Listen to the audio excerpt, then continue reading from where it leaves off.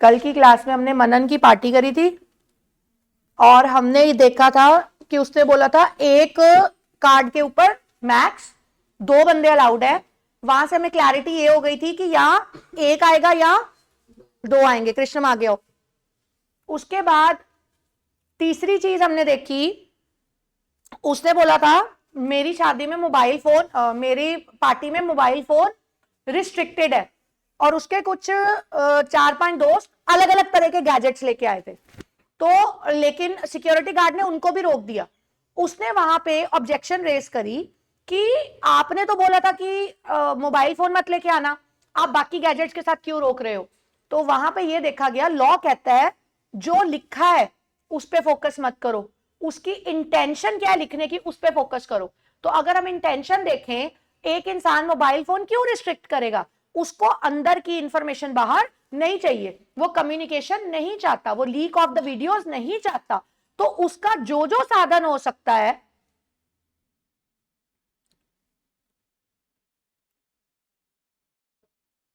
उसका जो जो साधन हो सकता है उस साधन के अकॉर्डिंग,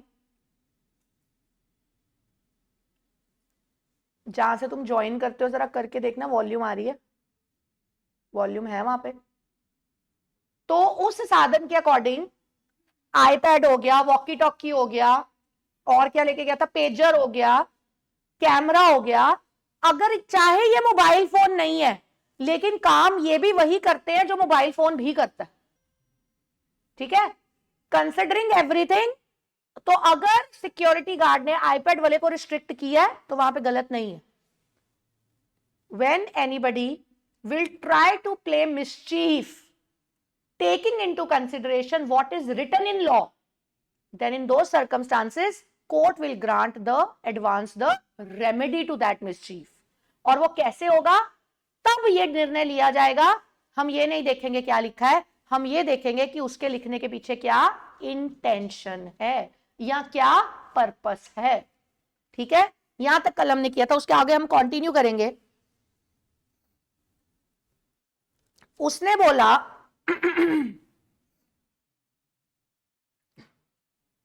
उसने बोला उसकी टर्म्स एंड कंडीशन में गिफ्ट्स का भी एक कॉलम था।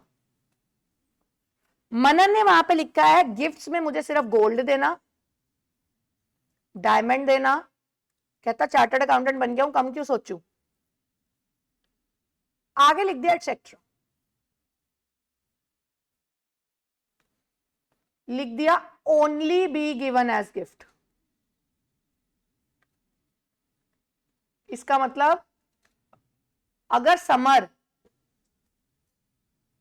मान लो डब्बे में जूते लेके गया और उसने जाके मनन के आगे दिया हुआ कांग्रेचुलेशन गिफ्ट, वो जूते वही खा के आएगा। रीजन बीइंग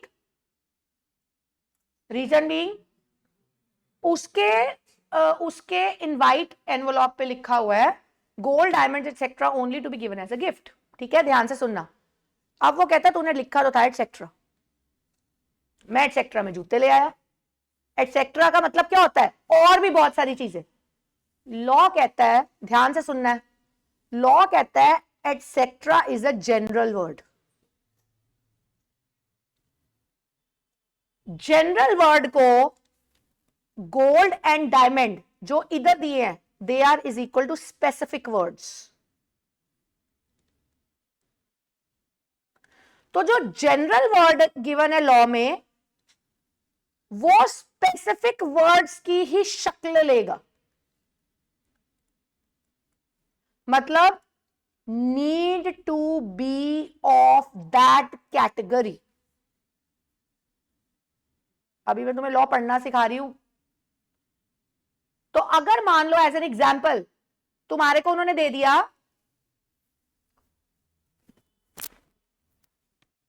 अगर आप कभी एयरपोर्ट पे जाओ, वहां पे लिखा होता है scissor, knife, nail cutter prohibited in the flight, etcetera prohibited in the flight.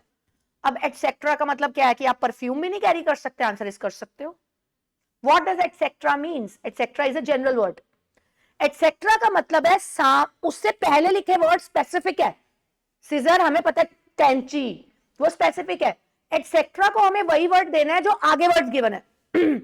इसका मतलब इंटेंशन देखो, कोई भी काटने, कटिंग वाला शार्प चीज जिससे कटिंग हो सके, किसी को हार्म हो सके, तो उस कैटेगरी में ब्लेड नहीं लिखा हुआ था, लेकिन क्या एटसेट्रा में ब्लेड कवर होगा? Answer is yes.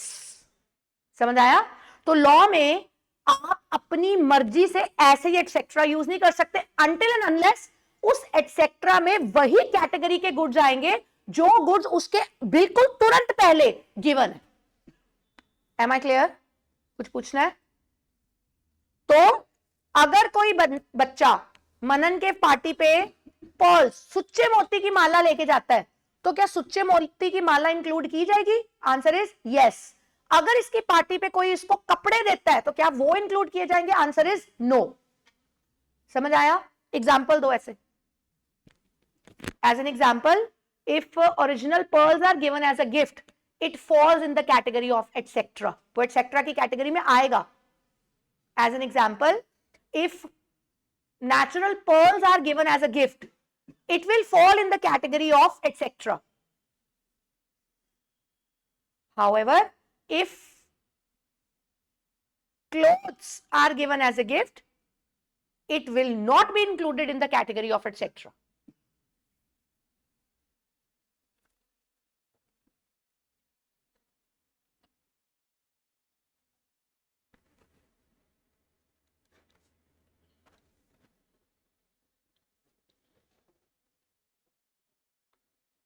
कंटिन्यू रखते हुए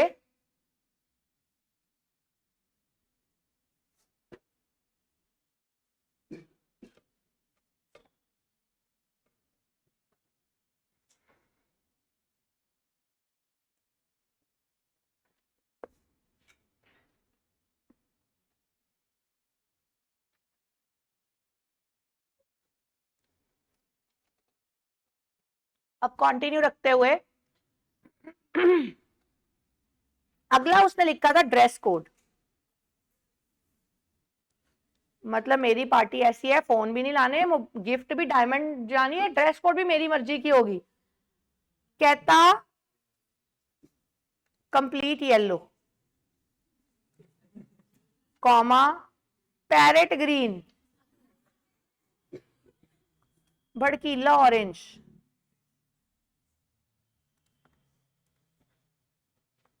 may be worn।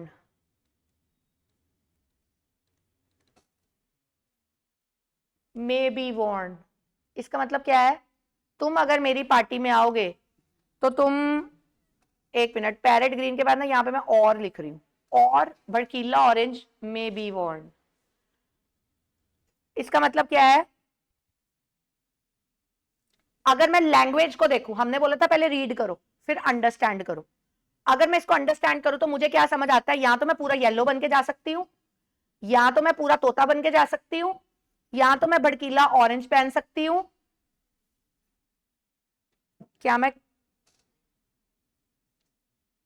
Yellow shirt, green pant, orange shoes, क्या मैं ये कर सकती हूं? Answer is no. वाई? क्योंकि यहां पे क्या लिखा हुआ है? कंप्लीट।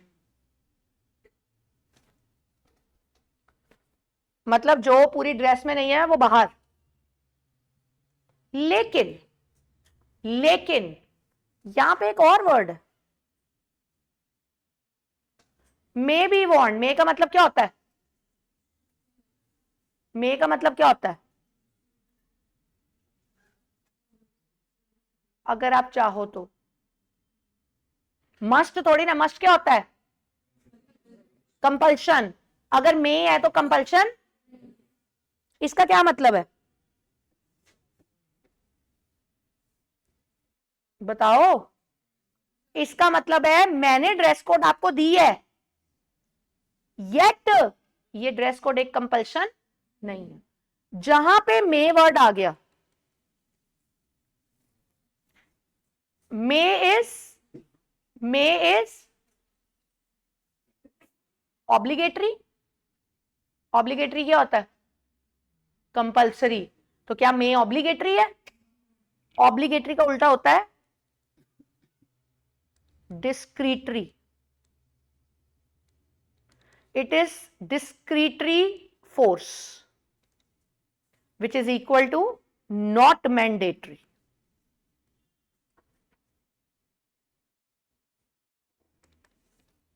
मैंने साथ में क्या लिखा है? नॉर्मली. इसका क्या मतलब है? इसका क्या मतलब है कि मैंडेटरी नहीं है. अगर मेरी प्रेफरेंस ये है कि आप ये पहन के आओ, बट अगर आप नहीं पहनते तो मैं आपको अपनी पार्टी के अंदर आने से मना नहीं करूंगा. मे बी वांट, तो वो डिस्क्रीटरी फोर्स है, मैंडेटरी नहीं है. तो लॉ में जहां पे मे लिखा होगा, इसका मतलब है ये हो भी सकता है, नहीं भी. ठीक है, अब मेरी बात बहुत ध्यान से सुनना. आपने लॉ में एक लाइन पढ़ी है, मे बी प्रिस्क्राइब्ड. याद है मैम? कहां पढ़ी है? स्मॉल कंपनी ले आओ. और हायर एज प्रिस्क्राइब्ड. याद है? Higher may be, may word होता है वहां पे, मस्ट नहीं होता कभी भी. अगर मैं इसको हिंदी में बोलूं, इसका मतलब क्या है? प्रिस्क्राइब्ड है नहीं, आने वाले टाइम में सरकार प्रिस्क्राइब कर देगी, कर देगी.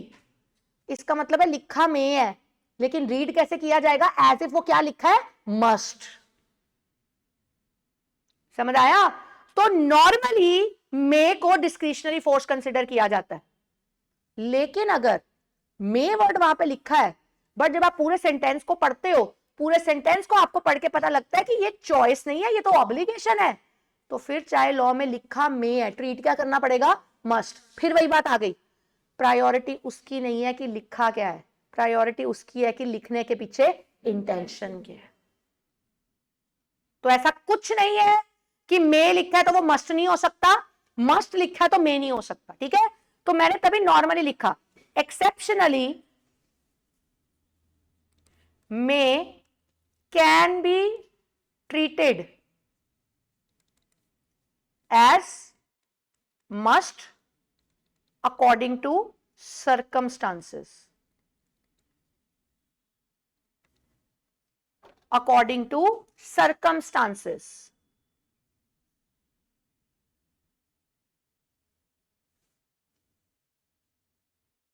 बेटा जी क्लियर है? सबको क्लियर है? आगे चलते हैं 6th पॉइंट पे. कहता अपनी मर्जी का नाचने भी नहीं दूंगा. डांस फॉर्म के ऊपर भी टर्म्स एंड कंडीशंस थी. कहता जब मेरी पार्टी में आओगे कथक करोगे,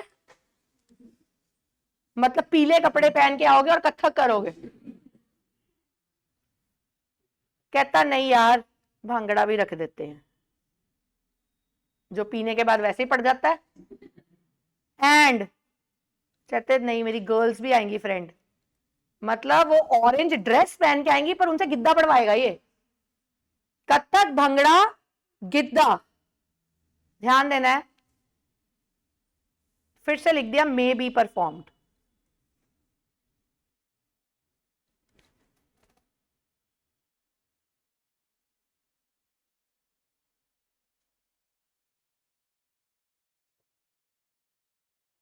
अब बताओ इसका क्या मतलब है?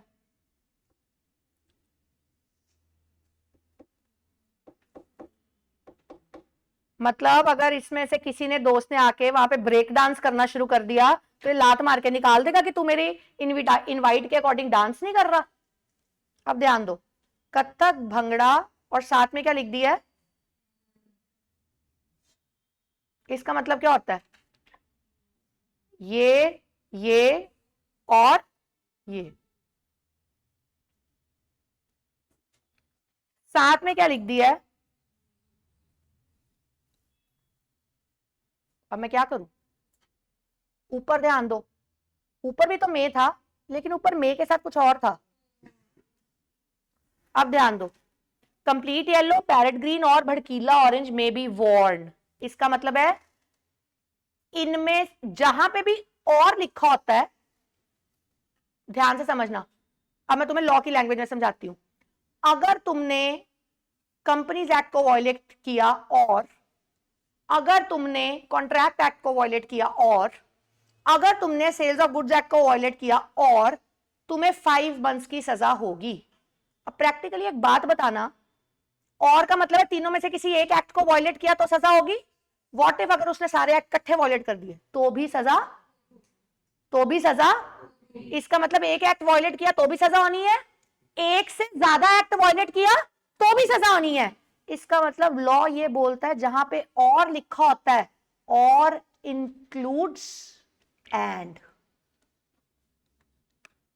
समझ आया? सी मैं बहुत बारीकी से तुम्हें समझा रही हूं, मैंने अभी यूनिट शुरू किया नहीं है। You need to have these things on your tips to understand interpretation. क्या लिखा है यहां पे? और इंक्लूड करता है एंड को, जबकि और कंजंक्टिव नहीं है, डिस्टिंक्टिव है। याद, दिमाग लगाओ, और क्या कहता है? ये या ये। तो इसका मतलब, ध्यान देना बोर्ड पे, इसका मतलब मैं ऐसे कह सकती हूं कि जो नॉर्मली और है वो इज इक्वल टू डिस्टिंक्टिव होता है। डिस्टिंक्टिव मतलब दोनों में से किसी एक चीज को पिक करने के लिए बोलेगा, लेकिन एक्सेप्शनल सर्कमस्टांसेस में और को हम ट्रीट क्या कर रहे हैं? एंड। और एंड क्या होता है? कंजंक्टिव। कंजंक्शन याद है? इंग्लिश ग्रामर, दो सेंटेंसेस एक जैसे, एक ही बंदे के बारे में बात हो रही है, दोनों को जोड़ना है, तो बीच में क्या यूज कर देते थे? एंड।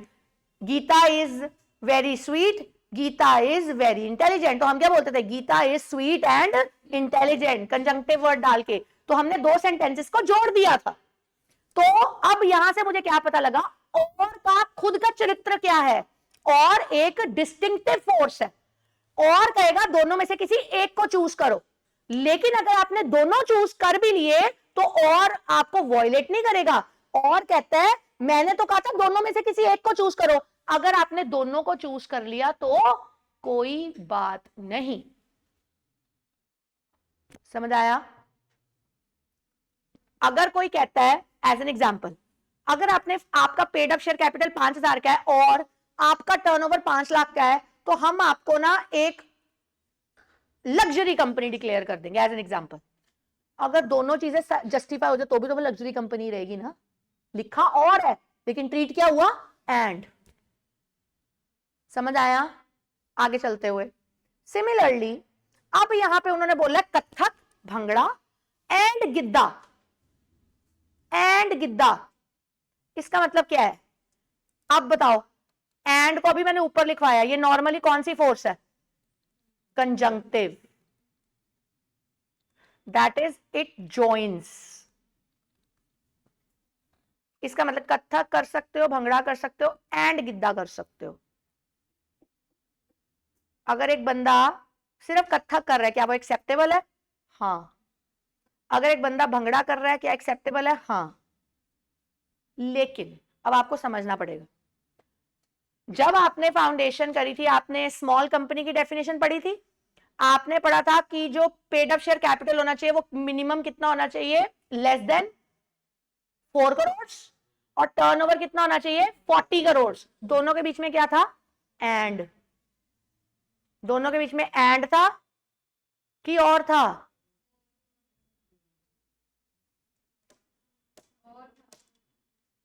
मैंने उलझाया, तुम उलझ गए। हाँ लड़ो अब। आधे बोलेंगे एंड था, आधे बोलेंगे और था।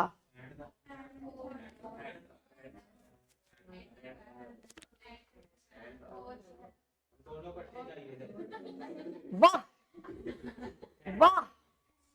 एक कहता है एंड था, एक कहता है और था, एक कहता है दोनों इकट्ठे चाहिए थे।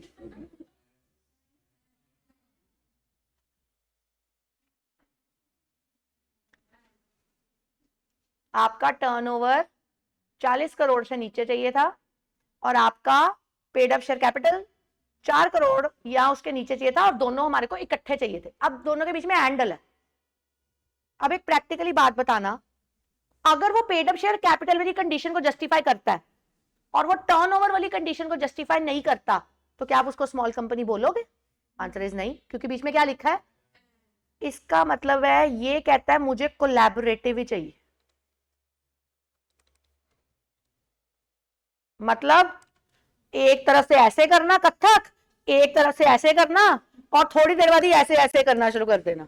मतलब कत्थक भी हो गया, भंगड़ा भी हो गया, गिद्ध, बट मुझे तीनों इकट्ठे चाहिए। समझ आया? इसका मतलब एंड और नहीं होगा।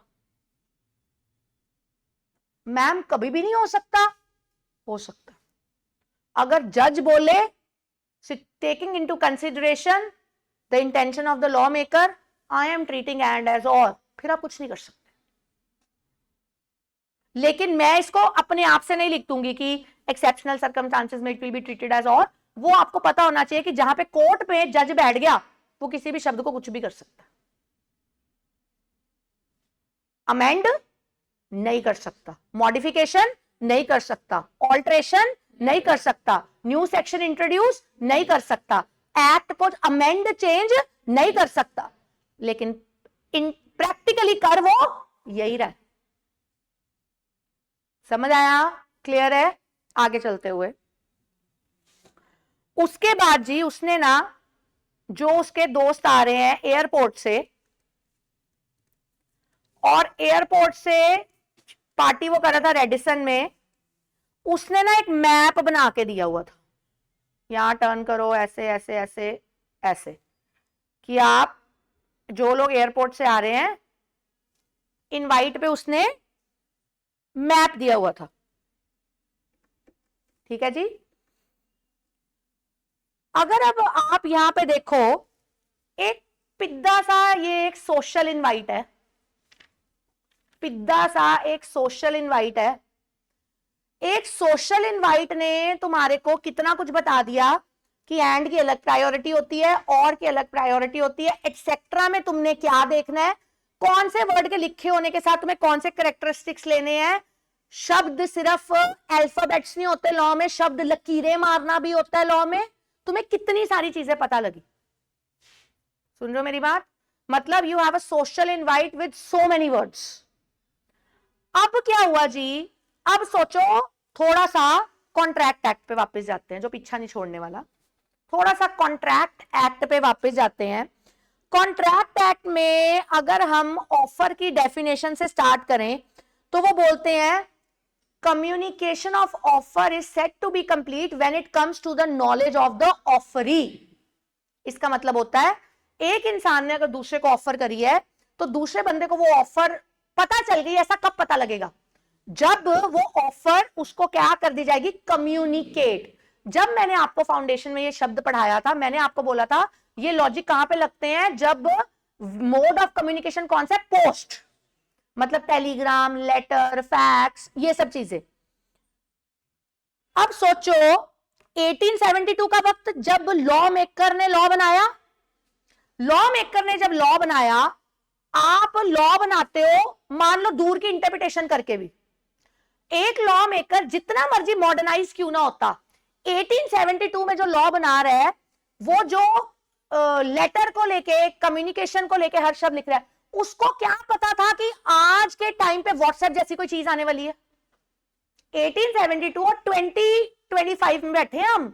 आप बताओ ना, एक इंसान जितना मर्जी सतर्क हो, अगर वो फ्यूचर देख भी रहा है, एंटिसिपेट कर भी रहा है, तो इतना दिमाग किसी का नहीं चलता कि आने वाले टाइम में इलेक्ट्रॉनिकली व्हाट्सएप होगा, ऐसे आप क्लिक करोगे इंस्टाग्राम पे बिजनेसेस होने शुरू हो जाएंगे, आपको सिर्फ सोशल मीडिया क्रिएट करना है, आप बिजनेस। ये सब चीजें किसी ने भी नहीं सोची थी। आप छोड़ो, आपके ग्रैंड पेरेंट्स ने भी नहीं सोची हुई थी। तो लॉ मेकर्स तो 1872 के हैं, कितनी पीढ़ियों पहले के। ठीक है, तो इसका मतलब है जिस लॉ मेकर ने कॉन्ट्रैक्ट एक्ट 1872 वाला बनाया, 1872 में जो जरिए यूज होते थे उसने उसको मद्देनजर रखते हुए वो लॉ बनाया। ठीक है ना। नाउ वो कहते थे लेटर भेजी तो ऐसा होगा, आज लेटर दिखती नहीं। ठीक है ना। फिर वो कहते थे लेटर मिल गई तो पहले टेलीग्राम पढ़ा कि कैंसिलेशन पड़ी, याद है? ये सब अब होता नहीं। उन्होंने सारा कॉन्ट्रैक्ट एक्ट लेटर पोस्ट के ऊपर बनाया हुआ है। लेकिन आज अगर हम देखें तो कोई भी कॉन्ट्रैक्ट लेटर या पोस्ट पे रेयरली होता है। Everything is done with the click of mobile, with the click on a screen, with digital signatures. ठीक है ना, जमाना बदल चुका है। इसका मतलब ये है आज के टाइम पे अगर कॉन्ट्रैक्ट एक्ट के रिलेटेड कोई केस स्टडी आ जाएगा तो जज अगर पढ़ेगा लेटर पहुंच गई तो जी कम्युनिकेशन कंप्लीट, लेटर भेजी नहीं, जज कैसे डिसीजन देगा? उस बंदे ने व्हाट्सएप भेजा हुआ है। तो ऑटोमेटिकली जज क्या देखेगा एक लॉ मेकर ने ये लिखा, जब लेटर पहुंच गई तो हम कम्युनिकेशन कंप्लीट मानेंगे। अब आप इंटेंशन सोचो, इंटेंशन मतलब जो ऑफर है उसको एक्चुअल में पता होना जरूरी है। अब आज जमाना है व्हाट्सएप का, तो अगर व्हाट्सएप के रिलेटेड कोई केस स्टडी आ गई कोर्ट में, तो जज ने क्या देखना है, इंटेंशन कि लेटर का, वो देखेगा लेटर का इंटेंशन था कि उस तक वो कम्युनिकेशन पहुंच जाए। तो अगर व्हाट्सएप के ब्लू टिक आपने ऑन किए हुए हैं, ब्लू टिक ऑफ भी होते हैं, अगर आपने ब्लू टिक ऑन किए हुए हैं, कल को कोर्ट में केस जाता है that blue tick is the proof कि सामने वाले बंदे को वो डेटा कम्युनिकेट हो चुका है। अगर आपने अपने ब्लू टिक ऑफ करके रखे हुए तो यू आर एट लॉस। कल को कोर्ट प्रूफ ही नहीं कर पाएगा, आपने जो एविडेंस शो होना था उसको खुद ही बंद करके रखा हुआ है। समझ आई मेरी बात? तो लॉ मेकर्स ने लॉ गलत नहीं बनाया, हम लॉ बदलने नहीं वाले हैं। द पॉइंट इज सिर्फ शब्द तब के हैं, इंटेंशन आज की।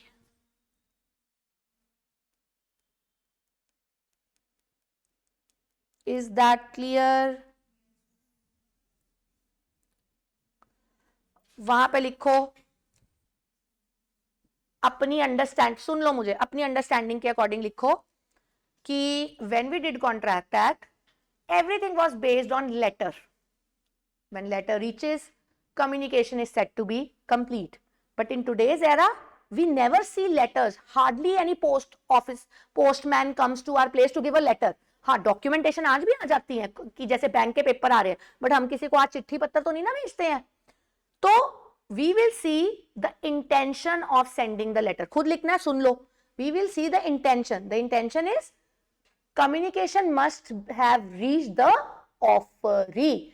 Taking into consideration the current era, we consider that WhatsApp, Instagram messages, Facebook messages, the moment they reaches the offeree, communication is said to be complete. उसके बाद आप बताओगे, judge will read the words of law of 1872, but judge will interpret it according to the intention in 2025.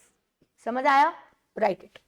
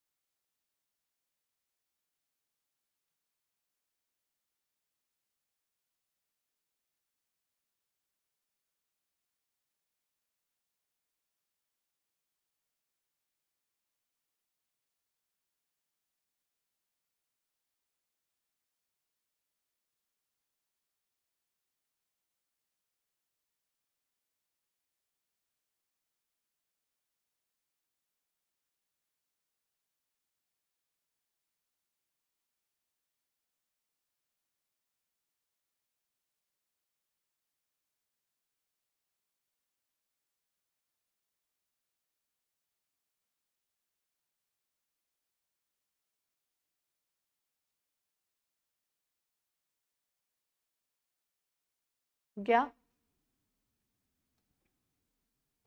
लिख लो जो लिख रहे हैं।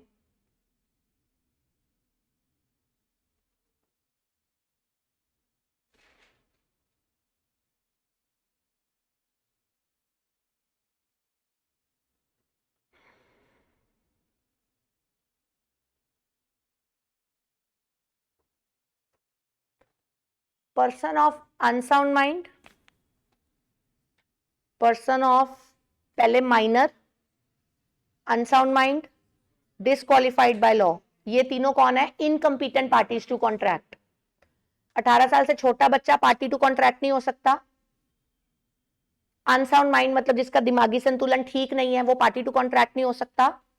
Disqualified by law मतलब जिसके ऊपर कोर्ट ने एक्शन लिया हुआ है कि जैसे कि किसी को जेल हो रखी है, वो पार्टी टू कॉन्ट्रैक्ट नहीं हो सकता। याद करो, माइनर और अनसाउंड माइंड और disqualified by law cannot be a party to contract. अब एक इंसान माइनर भी है, अनसाउंड माइंड भी है, डिसक्वालिफाइड भी है, क्या आप उसको क्वालिफाई कर दोगे? आंसर इज नहीं. लिखा तो और हुआ था, ट्रीट क्या होना है? और एज वेल एज एंड. मतलब अगर कोई माइनर है वो भी कंपीटेंट पार्टी नहीं बनेगा, अगर कोई माइनर के साथ साथ अनसाउंड माइंड है वो भी कंपीटेंट पार्टी नहीं बनेगा, और अगर किसी में तीनों कैरेक्टरिस्टिक्स हैं वो भी कंपीटेंट पार्टी नहीं बनेगा. इसका मतलब हमने पढ़ा है ना ये सब, हमने वहां और पढ़ा है. इसका मतलब लिखा और है लेकिन ट्रीट क्या होना है? और एज वेल एज एंड. समझ आया? लिखो एग्जांपल. ऐसे क्वेश्चंस आने हैं इसमें से.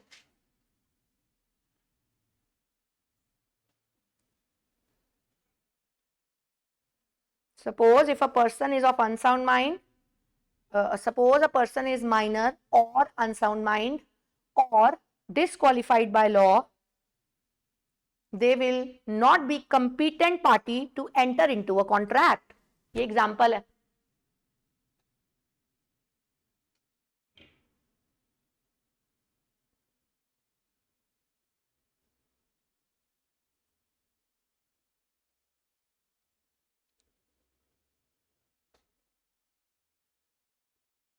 This means if any one out of the above three is present, person is disqualified. Any two out of the above is present, then also the person is disqualified. And all three are present, then also the person is disqualified. उसके बाद जाके लिखो this shows or means, this shows or will be treated as, or will be treated as or as well as and.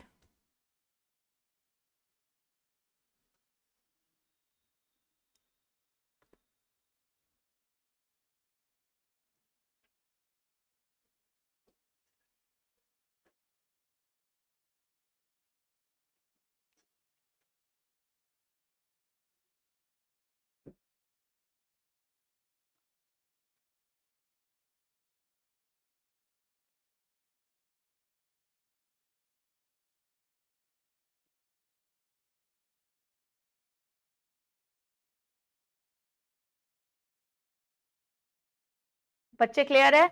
Note दो, सुनो मुझे.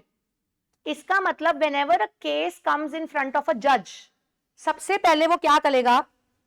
वो verbally पढ़ेगा. Act को ही पढ़ना पड़ेगा ना. वर्बली पढ़ के, हमारा सारा एक्ट इंग्लिश में है, ब्रिटिश इंग्लिश में. वो उस एक्ट को ट्रांसलेट करेगा उस लैंग्वेज में जिसमें सामने खड़ी पार्टियों को समझ आएगी, समझाने के लिए. वर्बली इंटरप्रिटेशन करेगा. वर्बली इंटरप्रिटेशन का मतलब होता है ट्रांसलेशन करना. सुनो ध्यान से. जज के सामने केस आया, जज एक डॉक्यूमेंट पढ़ रहा है, जज यहां उस एक्ट को पढ़ रहा है. जज पहले वर्बली उसको पढ़ेगा, that will be called verbal interpretation. अगर तो उसको पढ़ के केस इज वेरी सिंपल, बस इजीली सॉल्व हो गया, बात खत्म हो गई. लेकिन if complexity arises and if जज feels that I am not able to give the valid verdict until and unless I have to speak something different to what is written there. समझ आया? इसका मतलब है, ध्यान से सुनना, जज ने ट्रांसलेट नहीं करना, जज ने दिमाग लगाना. जैसे जज दिमाग लगाएगा, verbal interpretation gets converted to logical interpretation. सुन रहे हो? पहले क्या थी? वर्बल. वर्बल का लेमन लैंग्वेज में मतलब क्या है? ट्रांसलेशन. शब्द को पढ़ना है, एज इट इज समझा देना कि इसका मतलब क्या है, बिना देखे कि इसका इंपैक्ट क्या होगा. लेकिन जब जज को अंदर खाते जो बंदा बैठा होता है ना, उसको पता होता है कि मैं गलत निर्णय दे रहा हूं कि सही दे रहा हूं. Inner conscious. If we thinks it is complex, if we thinks it is not genuine to give the verdict this way, because वो गलत वर्डिक्ट साबित होगा, then he will try to use his brain. The moment he try to use his brain, वो क्या सोचेगा? Words नहीं, intention. उस वक्त वो क्या लगाने लगा? लॉजिक्स. तो जब लॉजिक्स लगाओगे तो वो कौन सी इंटरप्रिटेशन हो जाएगी? Logical interpretation. और what does logical interpretation means? Do not consider what is written, to consider what is the intention behind writing it. Clear है? लिखो, नोट दो. Note. Whenever a case comes in front of a judge after many years, whenever a case comes in front of judge after many years,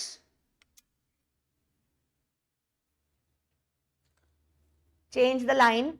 Firstly, judge will do verbal interpretation, that is translation.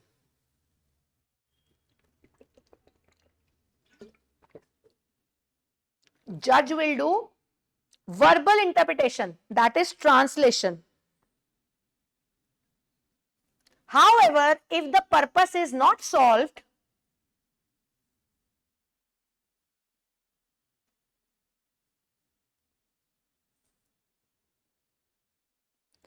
then he has to opt for logical interpretation.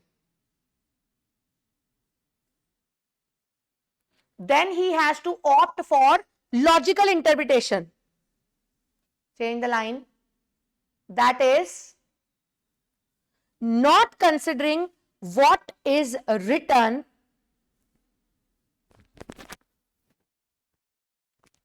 that is not considering what is written, rather considering, change the line, rather considering the intention of lawmaker behind writing it.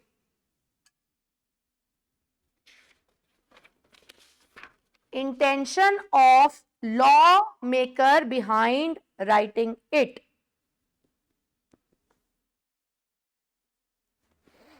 ठीक है जी, clear है सबको? तो जो इसका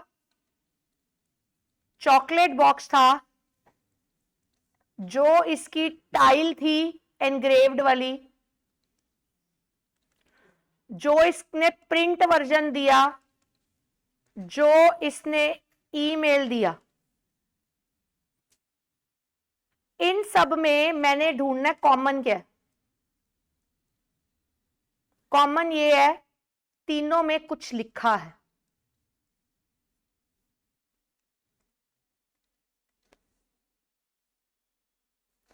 वो कहते हैं यही हमारे लिए मटेरियल है.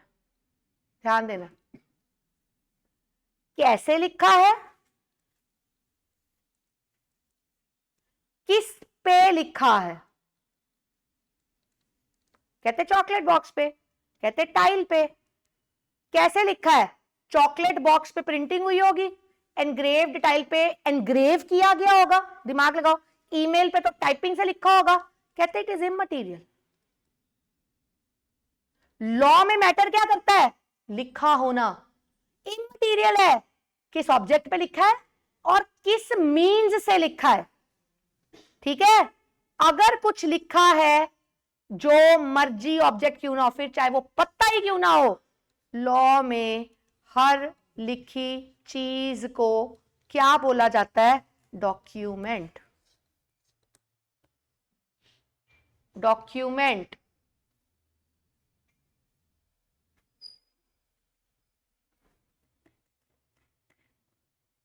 दिस मीन्स अगर यहां पे अभी कृष्णम सेफ्टी पिन निकाल ले और टेबल पे खरोचना शुरू कर दे, आई लव प्रिया, तो क्या मैं उसको डॉक्यूमेंट मानूंगी? Answer is yes. मैंने क्या बोला है? जरूरी क्या है? लिखा हो. क्या इमटेरियल है? कहां लिखा और कैसे लिखा. तो जो आपने देखा है मॉन्यूमेंट्स पे कुछ लोगों ने लिखा होता है दिल बना के, राजू एंड रीटा, देखे होंगे, बहुत चर्चा होती है इसके ऊपर कि आप अपने मॉन्यूमेंट्स खराब करी जा रहे हो, सिर्फ अपना नाम लिखने के बाद में पता भी नहीं होता इकट्ठे रहना है कि नहीं. तो लेकिन ये सब क्या है? डॉक्यूमेंट. ध्यान देना है, ध्यान देना है.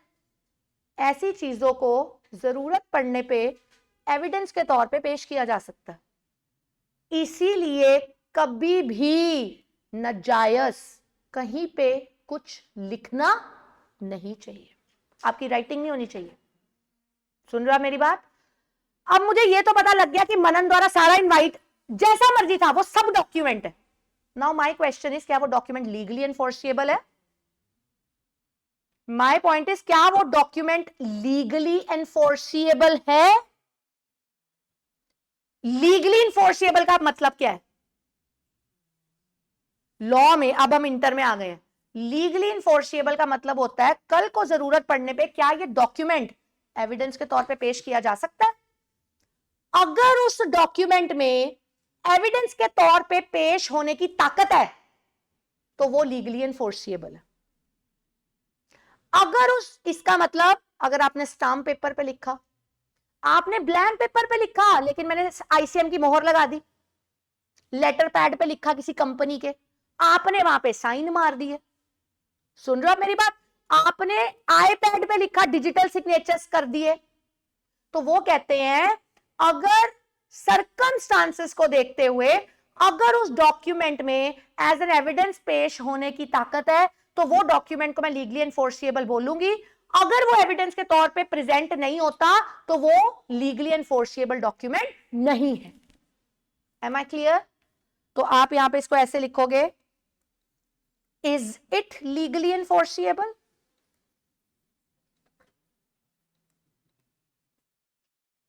What does it mean? That is, can it be used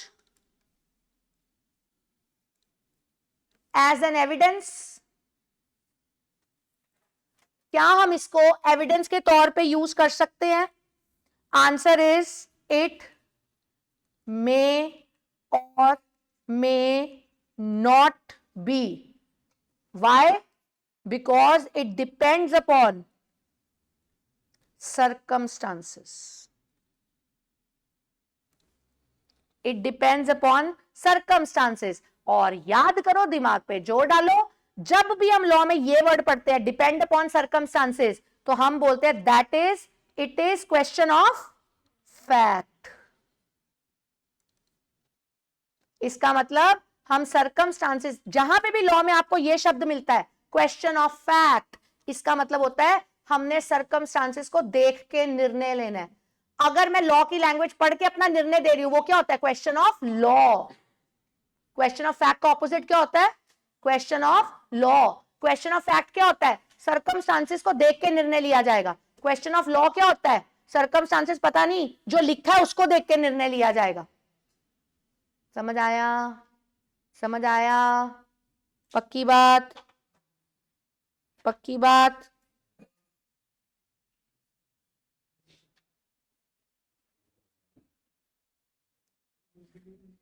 इसका मतलब मेरे सामने वर्ड आ गया डॉक्यूमेंट।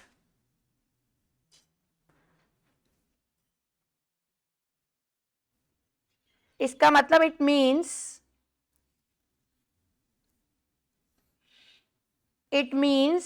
Any matter expressed. ध्यान देना है, जो मैंने तुम्हें मनन की पार्टी करवाई है उसमें इंग्लिश भी है, उसमें एरो भी है, उसमें मैप भी बना है। Any matter expressed, any matter मतलब चाहे फिर वो कार्टून ही क्यों ना बनाया हो, शादियों में होता है ना लड़का लड़की दूल्हा दुल्हन का कार्टून बना देते हैं वो वरमाला पकड़ के, तो क्या मैं उसको भी डॉक्यूमेंट मानूंगी? Answer is yes, any matter. Any matter तो मींस एनी मैटर एक्सप्रेस्ड और described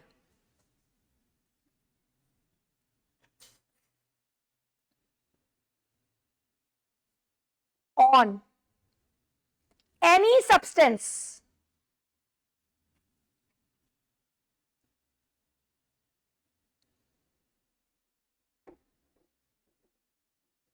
on any substance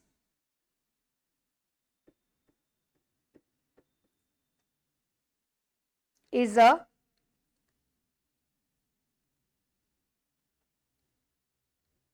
document। और डॉक्यूमेंट दो तरह का होता है, एक हो गया लीगली एनफोर्सिएबल डॉक्यूमेंट, एक होता है नॉट लीगली एनफोर्सिएबल डॉक्यूमेंट। जो नॉट एनफोर्सिएबल होगा जैसे मनन का, वो क्या हो जाएगा? Social document. और सोशल डॉक्यूमेंट हमेशा लैक क्या करेगा? एनफोर्सिएबिलिटी। और जो लीगल डॉक्यूमेंट होगा वो अट्रैक्ट करेगा क्या? एनफोर्सिएबिलिटी।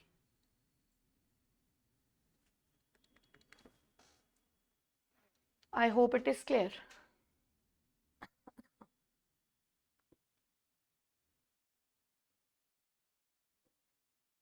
ठीक है जी। डॉक्यूमेंट से ही दूसरा शब्द निकलेगा इंस्ट्रूमेंट। आपने फाउंडेशन में कहां पढ़ा ये word instrument? Negotiable instrument. Negotiable instrument में एक आता है promissory note, bills of exchange, तीसरा चेक। अब इन तीनों पे डेट भी होती थी, नाम भी होता था, साइन भी होते थे, साइन होते थे। इसका मतलब चाहे चेक हो, चाहे प्रॉमिसरी नोट हो, चाहे बिल्स ऑफ एक्सचेंज हो, ये सोशल डॉक्यूमेंट्स नहीं है। ये कौन से डॉक्यूमेंट्स है? Legally enforceable. इसका मतलब जो ये डॉक्यूमेंट लीगली एनफोर्सिएबल होता है, उस डॉक्यूमेंट का नाम हटके क्या बन जाता है? इंस्ट्रूमेंट। समझ आया? तो इसका मतलब instrument is equal to legally enforceable document only. Social वाला नहीं आना हुन ਇਹਦੇ ਵਿੱਚ। Legally enforceable document only. It creates and provides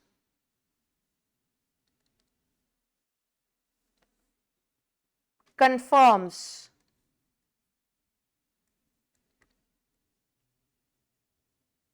rights of a person। जैसे कि प्रॉमिसरी नोट में राइट है कि मेरी ड्यूटी है, मैंने आपको पे करना है, आपका राइट है, आपने पैसे लेने हैं। बिल्स ऑफ एक्सचेंज में जिसके पास बिल्स ऑफ एक्सचेंज गया उसके पास राइट है पेमेंट क्लेम करने का। चेक में जिसके पास चेक गया उसके पास राइट है उसमें लिखे पैसे क्लेम करने का। तो ये एक ऐसा डॉक्यूमेंट होता है जो क्रिएट करता है, प्रोवाइड करता है या कंफर्म करता है उसमें लिखा राइट। अब ये तीनों ही चीजों के बीच में लिखा क्या होता है? पैसा। तो पैसा रिकवर करने का राइट, सिंपल। चेक में आप ये थोड़ी ना लिखोगे गाड़ी दूंगा। You cannot write the word car will be paid. No, you can write the worth of the car in that check. इसका मतलब डॉक्यूमेंट विद लीगल इफेक्ट। मतलब जिस डॉक्यूमेंट को तुम लीगली कोर्ट में एविडेंस के तौर पे पेश कर सकते हो, उस डॉक्यूमेंट को हम डॉक्यूमेंट ना बोल के इज्जत से क्या बोलेंगे? इंस्ट्रूमेंट।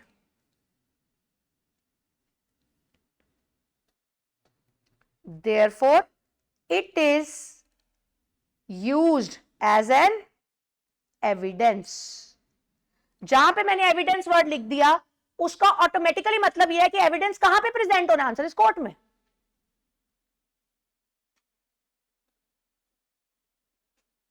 सबको समझ आ रही है? क्लियर है? आगे चलते हुए तीसरा हमारे पास आता है डीड।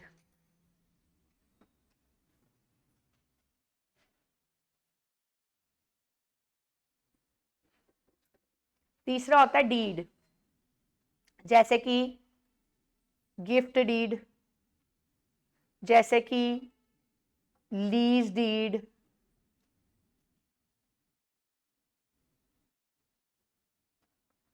पहले तो डीड है तो रिटर्न होगी, रिटर्न है तो वो डॉक्यूमेंट होगा। डीड में आप एक बंदे को गिफ्ट देते हो, जो गिफ्ट देता है वो डोनर, जिसको गिफ्ट दिया जाता है दैट इज डोनी, और डोनर और डोनी के बीच में जो टर्म्स एंड कंडीशन जिस कागजात पे साइन होती है दैट कागजात is called gift deed. Terms and condition sign हो रही है, इसका मतलब ये डॉक्यूमेंट भी है, ये लीगली एनफोर्सिएबल भी है, और उसमें आपके ट्रांजैक्शन के क्या मेंशन्ड होते हैं? Terms and conditions. तो एक ऐसा लीगली एनफोर्सिएबल डॉक्यूमेंट जो कि राइट क्रिएट करेगा, बट उसमें टर्म, इंस्ट्रूमेंट में आप टर्म्स एंड कंडीशंस नहीं लिख सकते। चेक में कहां लिखोगे क्या क्या चाहिए, कैसे कैसे करना है? कुछ नहीं लिखा होगा।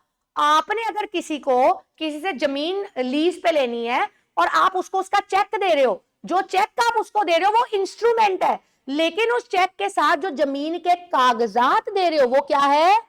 Lease deed. क्यों? कागज उस बंदे को अमाउंट क्लेम करने का राइट देगा, बट वो जो एक्स्ट्रा कागज साथ में गए हैं उसमें उस पैसे को देके उस लैंड को यूज करने के टर्म्स एंड कंडीशंस मेंशन्ड होंगे तो वो लीगली डॉक्यूमेंट जो लीगली इन्फोर्सिएबल है, जो राइट नहीं क्रिएट कर रहा, रादर उसमें सारी टर्म्स एंड कंडीशंस मेंशन्ड है कि किस तरीके से आपस में दो लोगों ने डील करनी है, तो उस लीगली इन्फोर्सिबल डॉक्यूमेंट को हम इंस्ट्रूमेंट ना बोल के क्या बोलेंगे? डीड। Am I clear? सोच लो, कुछ पूछना है? चल दूं आगे? आओ जी बुक पे। Interpretation of statutes.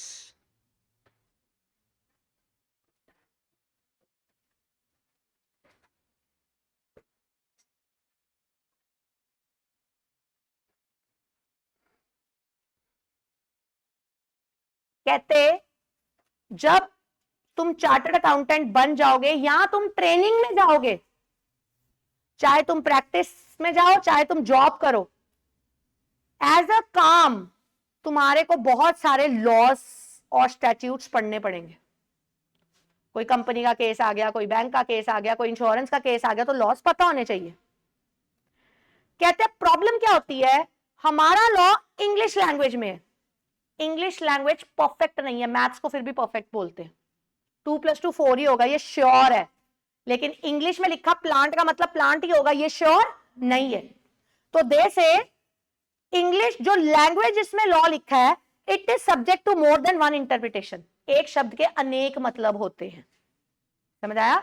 आगे, कंसिडरिंग दैट आप में वो स्किल होना चाहिए, आप में वो अवेयरनेस होनी चाहिए कि आप क्या कर सको, इंटरप्रिटेशन एज अ स्किल, शब्दों को सही अर्थ देने का अवेयरनेस। कहते ये चैप्टर इनेबल आपको हेल्प करेगा कि आप कुछ रूल्स को अंडरस्टैंड करने के बाद इतने केपेबल हो जाओगे कि आप शब्दों की इंटरप्रिटेशन कर पाओगे, कुछ इंटरनल एड्स यूज करके, कुछ एक्सटर्नल एड्स यूज करके। इंटरनल एड्स का मतलब हो गया जैसे कि बुक में लिखा है तो उसको देख के मैंने इंटरप्रिटेशन किया। एक्सटर्नल एड्स का मतलब हो गया किताब में नहीं लिखा, किताब में नहीं लिखा, रीति रिवाज को देखते हुए जज को यह निर्णय लेना पड़ रहा है। समझ आया? अब अगर आप यहां पे हो, दिवाली की बहुत महत्वता है, अगर आप साउथ में हो, दुर्गा पूजा की महत्वता है, वो दिवाली सेलिब्रेट नहीं करते। समझ रहे हो आप? यहां पे करवा चौथ का बहुत ट्रेंड है, वहां पे करवा चौथ होता ही नहीं है। तो कई बारी सेंटिमेंट्स को देखते हुए जज को बहुत बारीकी से निर्णय लेना पड़ता है, रिलीजन, कस्टम, रिवाजों को देखते हुए। तो इंटरप्रिटेशन का जरिया सिर्फ किताबें नहीं होती, इंटरप्रिटेशन के लिए आपको एक्सटर्नल एड्स, आपको आउटर वर्ल्ड को भी कनेक्ट करना पड़ता है कई बार। समझ आ गया? आगे एज एन एग्जाम्पल, और एग्जाम्पल दूं,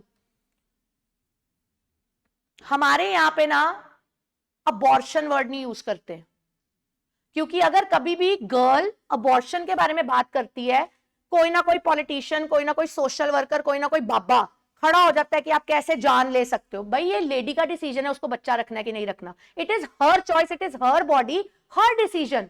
तो हमारे यहाँ पे ना अबॉर्शन वर्ड यूज ना करके medical termination of pregnancy word use किया जाता है, इज्जत से। क्यों करते हैं? क्योंकि हमें पता है कि अगर हम ओपन कर दे कि कोई भी लड़की कभी भी अबॉर्शन करा सकती है, हम ऐसे रिवाज में रहते हैं कि कोई ना कोई उसको अपोज करेगा ही करेगा। तो जब ऐसे कॉम्प्लेक्स कंटेंट केसेस कोर्ट में आते हैं, जज को बड़ी बारीकी से शब्दों की वर्तों करनी पड़ती है, देखते हुए कि केस कौन से एरिया का है। समझ आया? तो वहां पे कस्टम्स चलेंगे इंस्टेड ऑफ किताबें। आगे कहते हैं इनको पढ़ने के लिए आपने इस चैप्टर में क्या क्या कवर करना है। जैसे आपने कवर करना है इंटरप्रिटेशन किसका, ये क्या लिखा है, स्टैट्यूट्स क्या होता है, लॉ की इंटरप्रिटेशन, कानून को कैसे पढ़ते हैं, ये क्या लिखा है, अभी बताया। डीड क्या होता है, पहले डॉक्यूमेंट, फिर लीगली एनफोर्सिएबल, प्लस वो क्या क्रिएट करेगा, टर्म्स एंड।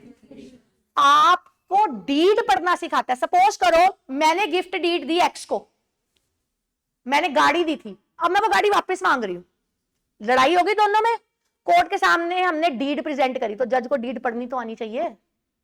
समझ आ गया? तो डीड की इंटरप्रिटेशन अलग है। आगे क्या लिखा है, क्या लिखा है, कोई भी कागज की इंटरप्रिटेशन। तो जज का काम सिर्फ लॉ को इंटरप्रेट करना नहीं है, जज डीड्स को भी इंटरप्रेट करता है, रादर द जज किसी भी डॉक्यूमेंट को इंटरप्रेट कर सकता है। समझ आया? कहते इंटरप्रिटेशन करने के लिए you need to understand the words and certain other terms denote, जिन शब्दों के जो अर्थ है एज इट इज लो, अनटिल एंड अनलेस जरूरत नहीं है उनको चेंज करने की। क्लियर है यहां तक? कुछ पूछना है?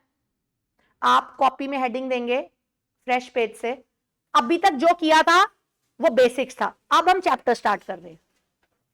अब हम चैप्टर स्टार्ट करें तो हेडिंग दे दोगे इंटरप्रिटेशन ऑफ स्टैट्यूट्स,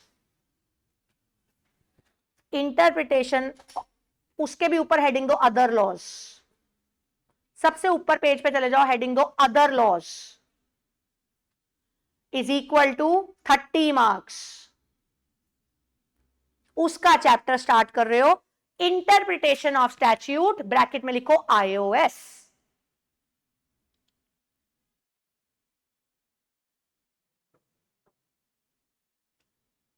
एक लाइन छोड़ के नेक्स्ट हेडिंग दे दो ये वाला, interpretation of statute deeds and documents,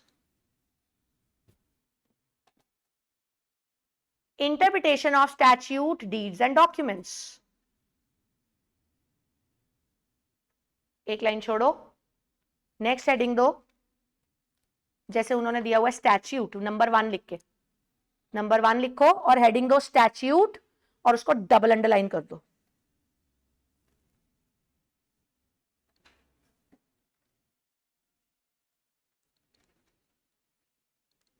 C, India में हम वर्ड यूज करते हैं लॉ, और लॉ के रिलेटेड रेलेवेंट प्रोविजंस को हम बोलते हैं लीगल। इंग्लैंड में लॉ को हम बोलते हैं स्टैट्यूट और लीगल को हम बोलते हैं स्टैट्यूटरी। मतलब अगर कहीं पे स्टैट्यूट वर्ड पढ़ोगे उसका मतलब क्या है? लॉ। कहीं पे ओए स्पेलिंग गलत है, STATUTORY, STATUTORY, स्टैट्यूटरी। इंडिया में लॉ है, लॉ से कनेक्टेड जो वैलिड अथॉरिटीज है, हम वैलिड प्रोविजंस है, उसको हम बोलते हैं लीगल प्रोविजंस। सिमिलरली इंग्लैंड में लॉ को स्टैट्यूट बोलते हैं, लीगल प्रोविजंस को स्टैट्यूटरी प्रोविजंस बोलते हैं। तो अगर कहीं पे तुम्हें लॉ में स्टैट्यूट वर्ड दिख गया तो इसका मतलब वो लॉ है, और लॉ में कहीं स्टैट्यूटरी वर्ड दिख गया तो उसका मतलब क्या है? लीगल। Am I clear? आगे चलते हुए, अब मैं लॉ बोलूं या स्टैट्यूट बोलूं, हमने कल की क्लास में पढ़ा था इसको पास कौन करता है? आंसर इज, अगर सेंट्रल लेवल का है तो इसको पास करती है पार्लियामेंट, और अगर स्टेट लेवल का है तो पास कौन करता था? State legislative. पार्लियामेंट अगर कोई लॉ पास करेगा और उसको प्रेसिडेंट की असेंट मिल गई तो वो क्या बन जाएगा? एक्ट। लेकिन पार्लियामेंट पास कर रही है तो वो कौन सा एक्ट है? Central act. और अगर स्टेट का गवर्नर फाइनल असेंट दे रहा है तो वो कौन सा एक्ट है? State act. ठीक है? इस पार्लियामेंट को और स्टेट लेजिस्लेटिव को पावर किसने दी है ऐसा करने की? Answer is empowered bye constitution of India. Constitution of India ने इनको पावर दी हुई है अपने आर्टिकल्स के द्वारा। और एक बारी जब पार्लियामेंट द्वारा एक्ट बन जाए, स्टेट द्वारा एक्ट बन जाए, they are called enacted acts.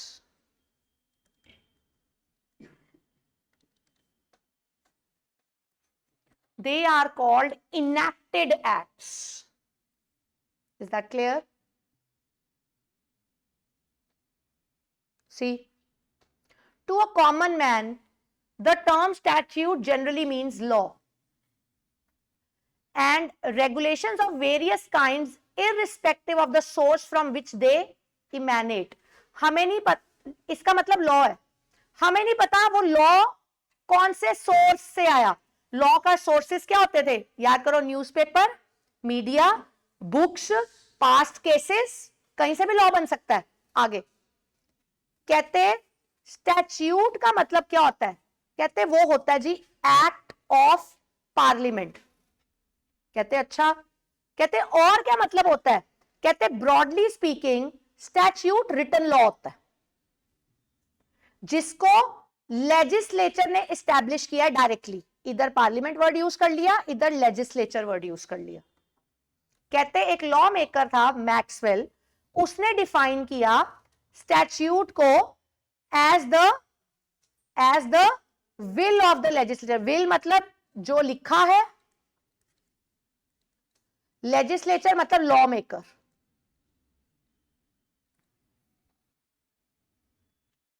कहते इंडिया में स्टैच्यूट का मतलब क्या है? Enacted law. कहते लॉ इनएक्ट कैसे होता है? कहते या तो पार्लियामेंट करता है या तो स्टेट लेजिस्लेचर करता है।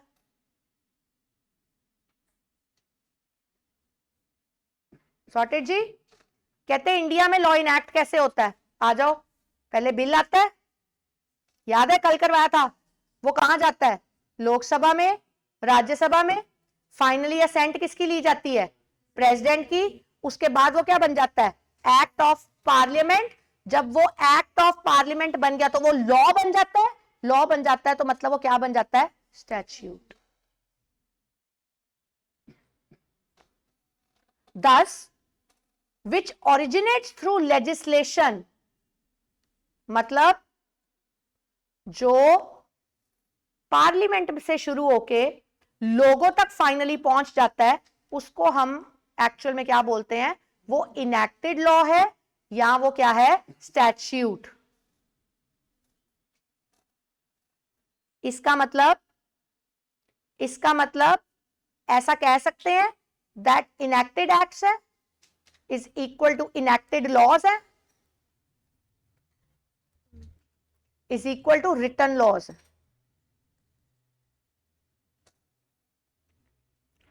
इनेक्टेड एक्ट्स है, इनेक्टेड लॉज है, इज इक्वल टू क्या है? Written laws. अगर आप ध्यान से दो, बुक में उन्होंने क्या दिया हुआ यहां पे? कहते और जो अनइनेक्टेड होता है इसका मतलब वो क्या होता है? Unwritten law. कहते जब आप अपनी कॉन्स्टिट्यूशन पढ़ोगे you will not find the word statute. Obviously हमें नहीं मिलेगा क्योंकि ये ब्रिटिश इंग्लिश का वर्ड है। कहते तुम्हें इसकी जगह मिलेगा क्या? Answer is law. तो इसका मतलब स्टैच्यूट का मतलब क्या होता है? लॉ। कहते लॉ में क्या क्या आ सकता है?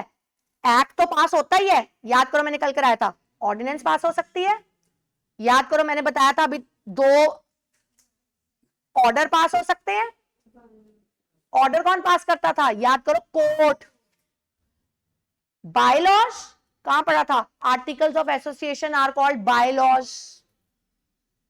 रूल कौन क्रिएट करता था? सेंट्रल गवर्नमेंट, कल कराया है। रेगुलेशन कौन क्रिएट करता था? Agency of central government. और नोटिफिकेशन क्या होता है? Clarifications and alike. तो कहते हैं कानून, स्टैट्यूट ना बहुत बड़ी टर्म है, लॉ बहुत बड़ी टर्म है।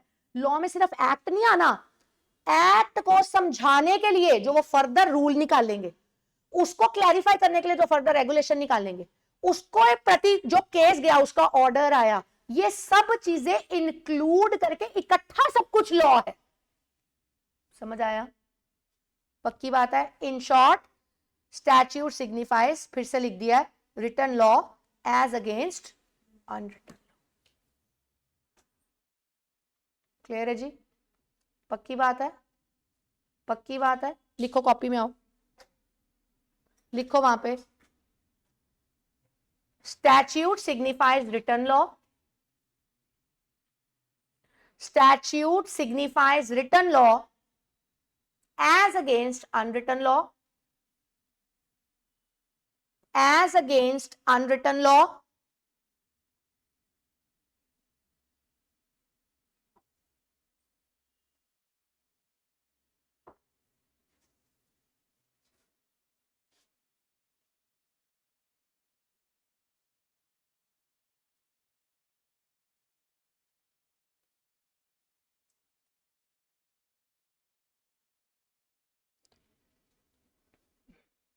it originates, next line, it originates through legislation. It originates through legislation and is called enacted law. And is called enacted law.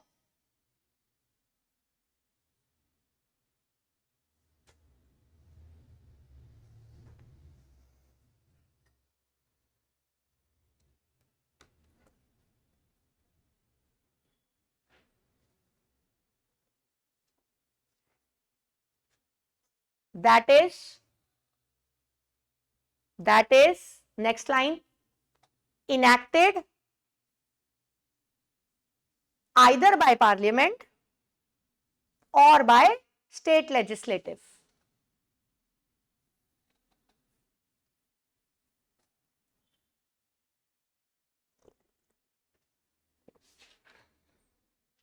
Next line, our constitution do not use the term statute, rather it uses the terms law. Our constitution do not use the term statute, rather it uses the word law.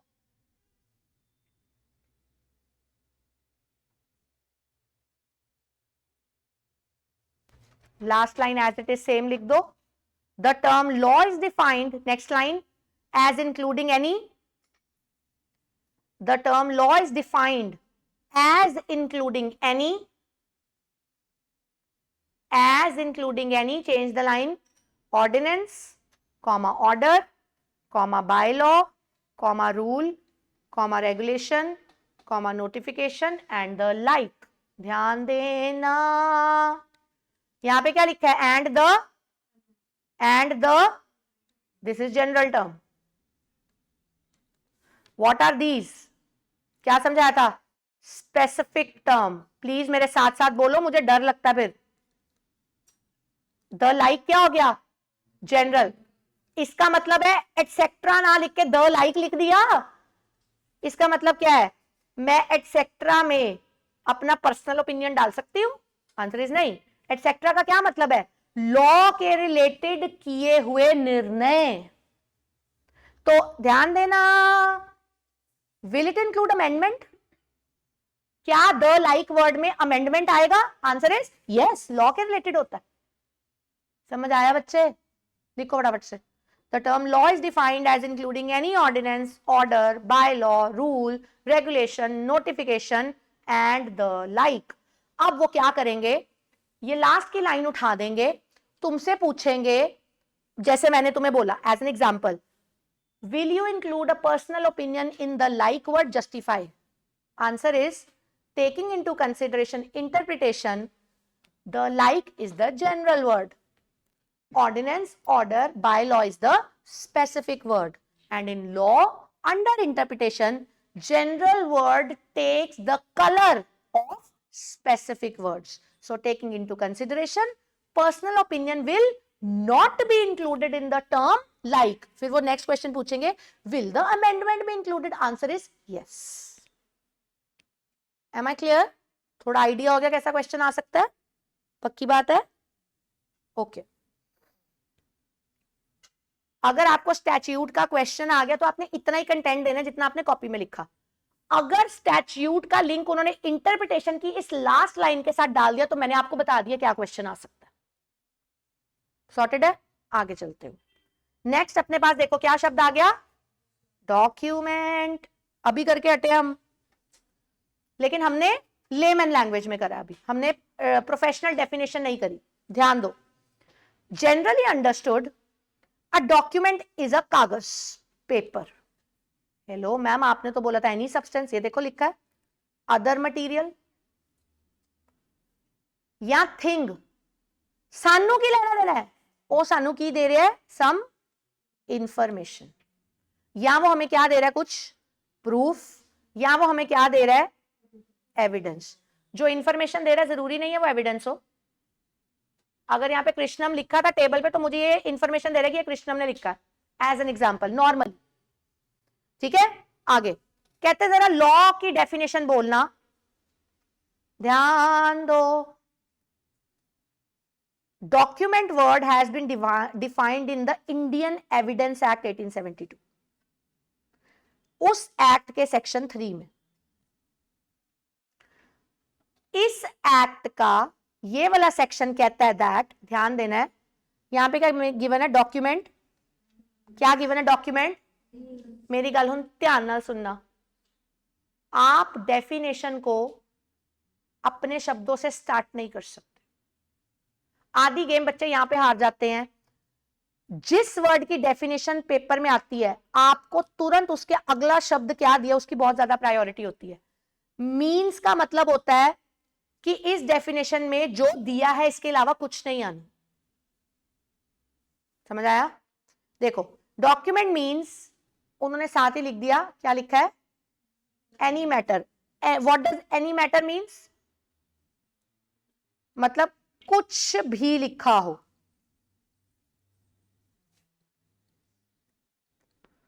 Expressed और described upon, क्या लिखा है, any substance, मतलब कहीं भी लिखा हो।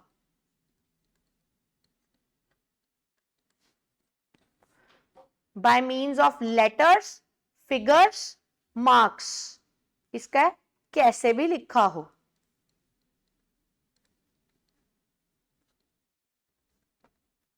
कैसे भी लिखा हो, और by more than one of those means, मतलब अल्फाबेट भी यूज्ड है, मार्क भी यूज्ड है और साइंस भी यूज्ड है।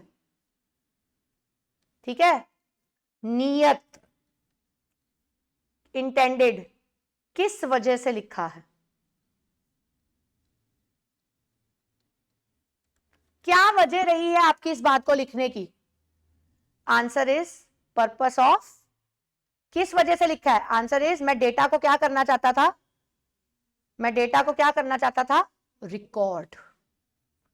देखो, उन्होंने कहीं नहीं लिखा कि मैं इसको पेश करना चाहता था एज एन एविडेंस, क्योंकि फिर वो डॉक्यूमेंट नहीं रह जाएगा, वो क्या बन जाएगा, इंस्ट्रूमेंट। और writing is a document, any words printed, photographed are also documents. अगर किसी की फोटो बनाई हुई है तो मैटर तो है ना, फिर वो जैसे मर्जी हो, वो डॉक्यूमेंट कहलाया जाएगा। इज दैट क्लियर टिल है?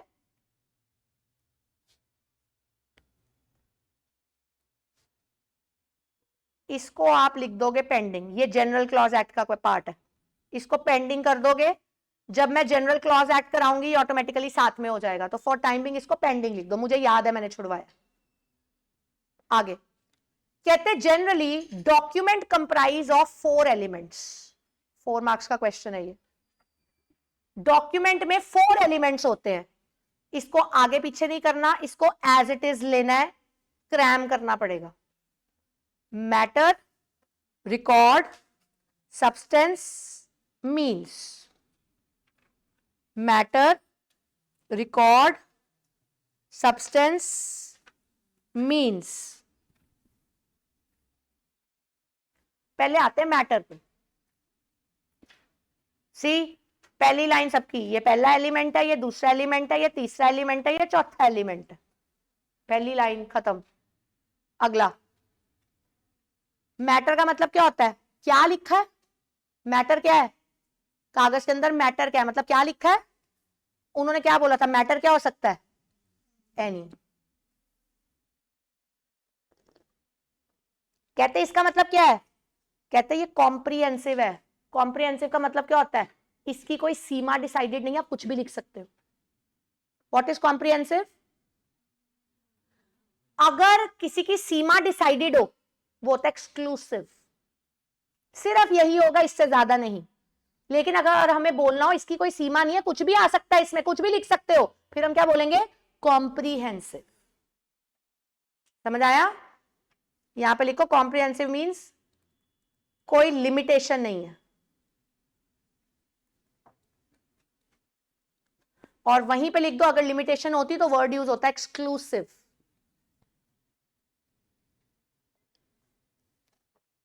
Second is record.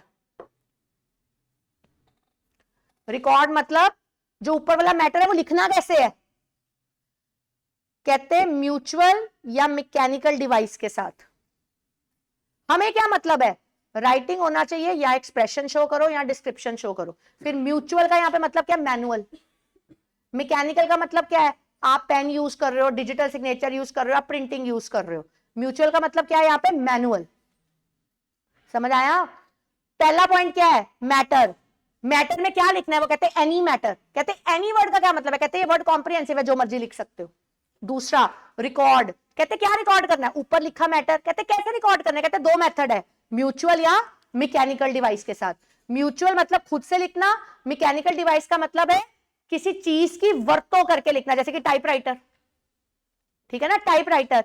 अब वो कहते रिकॉर्ड कर क्या रहे हो, कहते कोई भी राइटिंग को रिकॉर्ड कर सकते हैं, कोई भी एक्सप्रेशन को रिकॉर्ड कर सकते हैं, कोई भी डिस्क्रिप्शन को रिकॉर्ड कर सकते हैं। तीसरा, कहां पे लिख रहे हो, क्या लिख रहे हो, कैसे लिख रहे हो, सब्सटेंस, कहां लिख रहे हो। Answer is the this is the third element on which a mental और intellectual element comes to find a permanent form. मतलब जो इथे है, जो इथे है, ओनू किसे परमानेंट फॉर्म पे लेके आओ। If you are thinking something, जज को नहीं पता, एविडेंस, एविडेंस के लिए उसका किसी सब्सटेंस पे होना जरूरी है। That substance can be table, that substance can be wall, that substance can be पत्थर, दैट सब्सटेंस कैन बी पत्ता। समझ आया। इस लाइन का मतलब क्या है, मेंटल और इंटेलेक्चुअल जो दिमाग में है, comes to find a permanent form, उसको सब्सटेंस पे लेके आओ।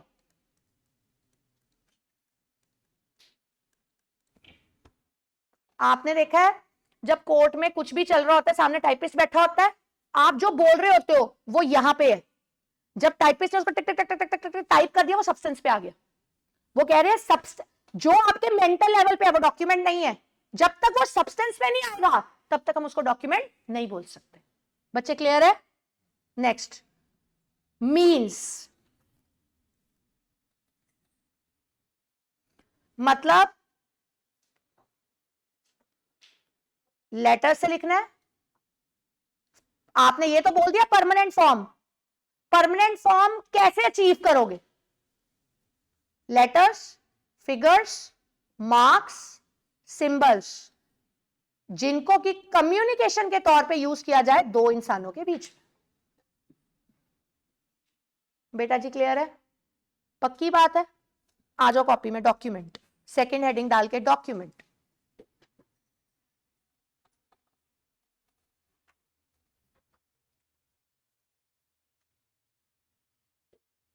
According to Section 3 of the Indian Evidence Act 1872, according to Section 3 of the Indian Evidence Act 1872, change the line, document means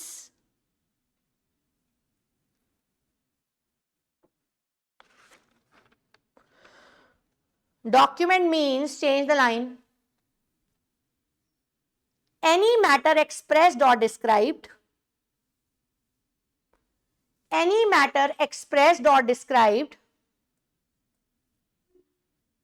change the line, upon any substance, upon any substance, change the line, by means of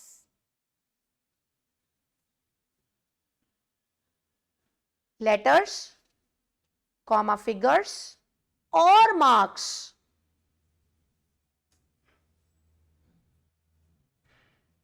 or change the line, और लिख के change the line, by more than one of those means,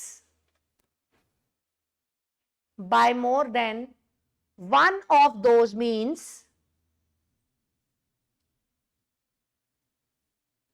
change the line, with an intention, इतना सा change कर दिया मैंने, with an intention or purpose of recording that matter, with an intention or purpose of recording that matter.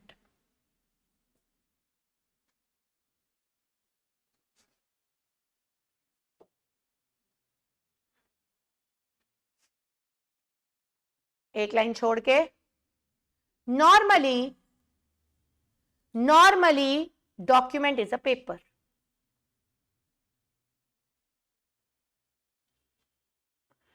Normally document is a paper. जहां पे तुमने लिखा है document is a paper, document से पहले डॉट डाल दो, डॉक्यूमेंट इज अ पेपर, और नेक्स्ट डॉट डालो, next dot, next line, other material thing giving information, other material thing giving information, comma, proof or evidence of anything, or evidence of anything.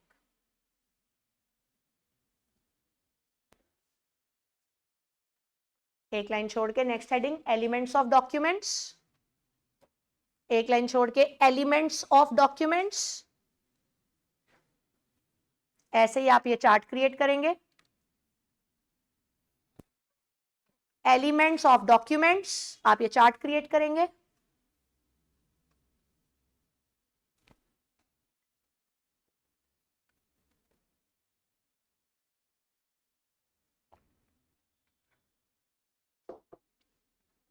हो गया? आ जाओ first number पे, लिखो matter, double underline it,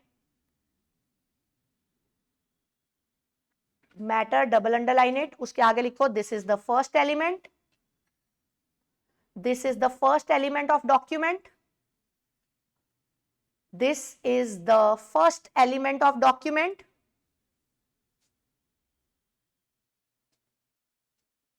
next line, by using the word any को जैसे उन्होंने inverted commas में लिखा, by using the word any it shows that the definition of document is comprehensive. See, जो भी explanations है ना कि मतलब क्या इसका, वो सब बुक में रखना, कॉपी में सिर्फ क्रिस्प नोट्स बनाओ, ठीक है? definition of document is comprehensive. एक लाइन छोड़ के second, record, double underline it, लिख दो this is the second element of document.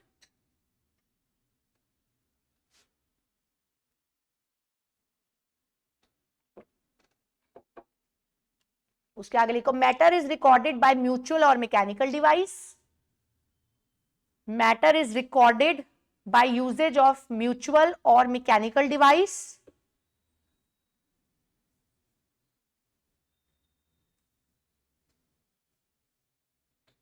Next line में बाय राइटिंग, एक्सप्रेशन और डिस्क्रिप्शन, बाय राइटिंग, एक्सप्रेशन और डिस्क्रिप्शन।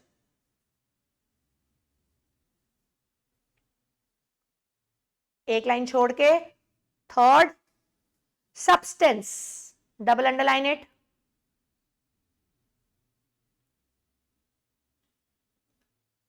लिख दो this is the third element of document.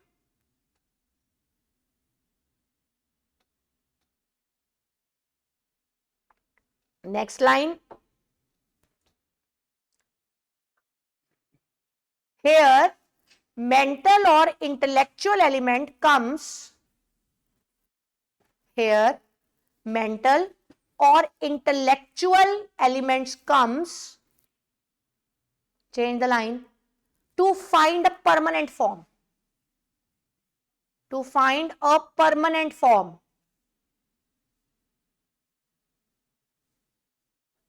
C, learning आप copy से करोगे, समझने के लिए जो जो कैसे क्या क्यों लिखवा रही हूं ये सब बुक में रखना है, कॉपी में नहीं मैस करनी है, ठीक है? Fourth, means, double underline it, एक लाइन छोड़ के, means, double underline it, this is the fourth element of document. अच्छा मैम ये फर्स्ट, सेकंड, थर्ड, फोर्थ पे ट्रू एंड फॉल्स में आया हुआ है, substance is the second element of document, false, ठीक है? means this is the fourth element of the document,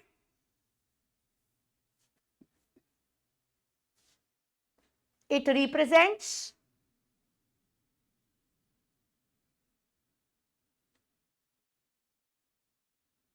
means to communicate by using letters, figures, comma marks, comma symbols, etc.